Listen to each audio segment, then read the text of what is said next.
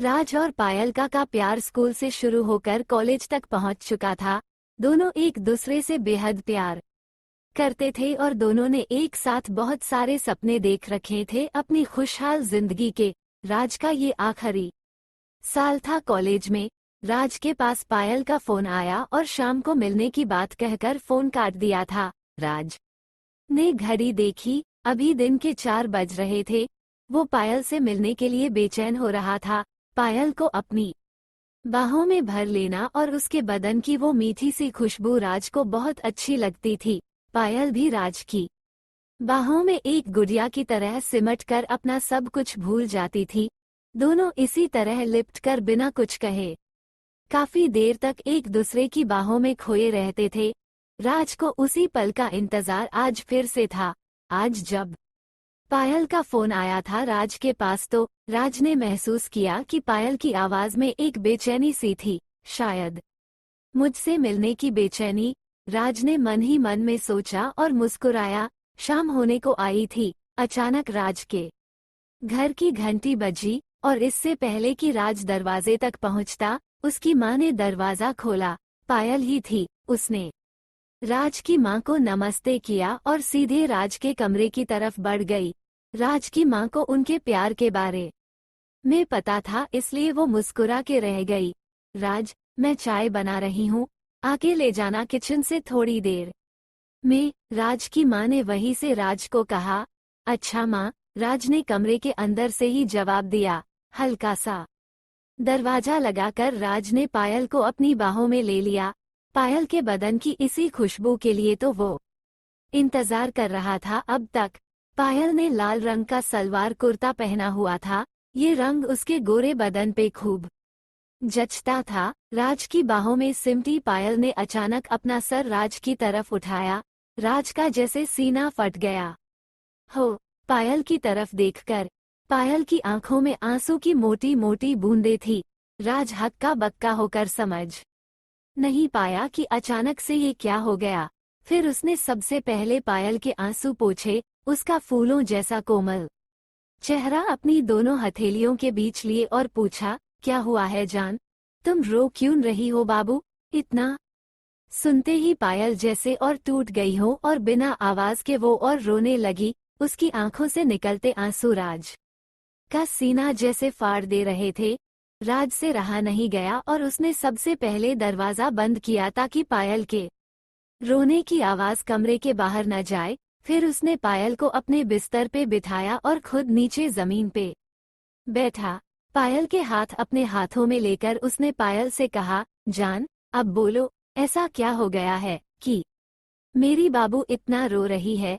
तुम्हें पता नहीं मेरे दिल पे क्या गुजर रही है तुम्हारे आंसू देखकर। अब प्लीज बताओ क्या हुआ है?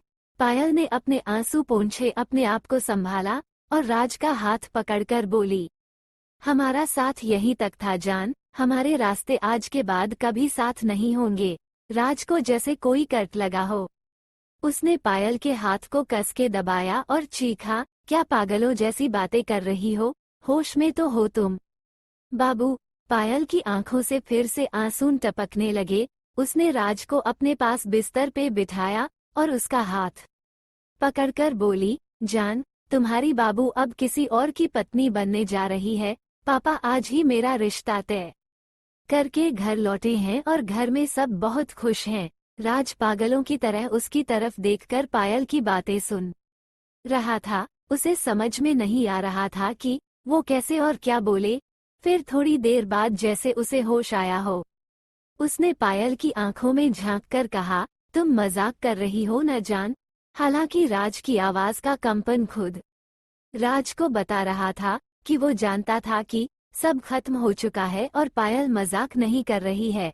पायल ने उसके सवाल का जवाब नहीं दिया। अपने चेहरे को अपने दुपट्टे से पोंछकर उसने राज से पूछा, क्या तुम्हें सच में ये मजाक लग रहा है बाबू?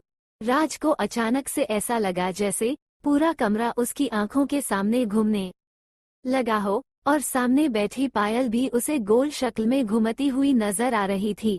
उसने अपना सर अपने हाथों से पकड़ लिया और एक शब्द न कहकर फर्श की तरफ देखने लगा। सब कुछ धुंधला सा देख रहा था उसे, क्योंकि अब उसकी आंखों में आंसुओं की वो गंगा थी जो अभी अभी उसे उसके बचपन की मोहब्बत पायल ने तोहफे में दी थी। पायल बिस्तर से उठी और दरवाजे की तरफ बढ़ी। राज अभी भी वैसे ही बैठा हुआ था। राज, पायल ने जब उसे उसका नाम लेकर पुकारा तो उसने हैरान होकर पायल की तरफ देखा। आज तक जो पायल उसे बाबू, जान, जानू, शोना के अलावा उसे और कुछ नहीं कहती थी, आज शादी की बात तय होते ही उसे उसके नाम से बुला रही थी। अचानक जैसे राज को होश आया हो, उसके चेहरे पे आंसुओं को साफ देखा जा सकता था। उसके होंठों पे एक दर्द भरी मुस्कुराहट थी। उसने पायल की तरफ गौर से देखा और बोला, तुम यही कहने वाली हो ना कि मैं तुम्हारी शादी में कोई बाधा न डालूं? पायल ने ये सुनकर अपना सर झुका लिया और हल्के से बोली, हाँ राज, यही कहना था। मुझे पूरी उम्मीद है कि तुम मेरे हालात समझोगे और कुछ भी ऐसा वैसा नहीं करोगे जिससे ये शादी टूटे या मेरी या मेरे घरवालों की बदनामी हो। राज हैरानी से पायल को देखता रह गया। ये था उसके बचपन का प्यार, जिसे ये तक पता नहीं कि वो ऐसा कुछ करने की सोच भी नहीं सकता जिससे पायल या उसके घरवालों का कोई नुकसान हो। क्या इतना ही जानती थी पायल उसे? राज ने गला साफ किया कुछ कहने को, मगर फिर रुक गया। उसने पायल की तरफ देखा, दीवानों की तरह मुस्कुराया, अपने दोनों हाथ जोड़ के पायल को उसने प्रणाम किया और दरवाजा खोल दिया। पायल जैसे ही कमरे से निकली, उसने देखा राज की माँ वही दरवाजे के पास ही थी। वो समझ गई कि राज की माँ ने सब कुछ सुन लिया है। अपना सर झुकार पायल वहां से चली गई। राज की माँ ने राज के कमरे में चाय रख दी। उसने राज की तरफ देखा। राज जैसे शून्य की तरफ देख रहा था। उसकी माँ बेटे का दर्द देख न पाई और बिना कुछ कहे कमरे से निकल गई। राज की जैसे चेतना वापस आई हो। उसने चाय के कप को देखा। चाय से निकलती भाप उसे अपने जख्मी दिल के धुएं की तरह लगी। उसे पायल का चेहरा याद आया। उसके आंसू अब उसे नकली से दिख रहे थे और पायल के चेहरे पे शादी तय हो जाने की खुशी अब वो याद कर पा रहा था। राज का सिर्फ दिल ही नहीं, भरोसा भी टूटा था। तो दोस्तों, कैसी लगी ये सैड लव स्टोरी? उम्मीद करता हूँ आपको अच्छी लगी होगी। जल्दी ही फिर मुलाकात होगी किसी नई अच्छी कहानी के साथ।